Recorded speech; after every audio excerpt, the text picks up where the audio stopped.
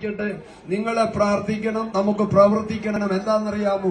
ഈ നിമിഷത്തിൽ ഇപ്പോഴിരിക്കുന്ന നിങ്ങളുടെ മെത്രാപ്പൊളിറ്റിയായ എന്റെ അവസ്ഥ, നിങ്ങളുടെ ആരുടെയും മക്കളുടെ വിവാഹത്തിന് ഞാൻ കയറി വരാൻ എനിക്ക് അനുവാദമുണ്ട്. പക്ഷേ എനിക്ക് നിങ്ങളെ ദൈവം അനുഗ്രഹിക്കട്ടെ എന്ന് പറയാൻ അനുവദിച്ചിട്ടില്ല.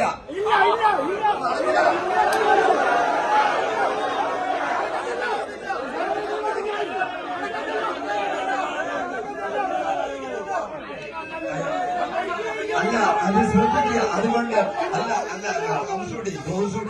തോമസുട്ടി നമ്മുടെ ദേവനൂറി ഞാൻ പറയുകയാണ്. അടുത്ത് കേൾക്കുക. അത് കഴിഞ്ഞ് ഇപ്പോഴത്തെ സ്ഥിതിയാ പറയുന്നത്. അല്ല, കേൾക്കുക. കേൾക്കുക. ഇത് ബാക്കി പറയുന്നത് കേൾക്കുക. ശവസംസ്കാര ശുശ്രൂഷയ്ക്ക് വന്നാൽ അവിടെ മണ്ണിടാൻ അനുവാദമില്ല ഈ നിമിഷം.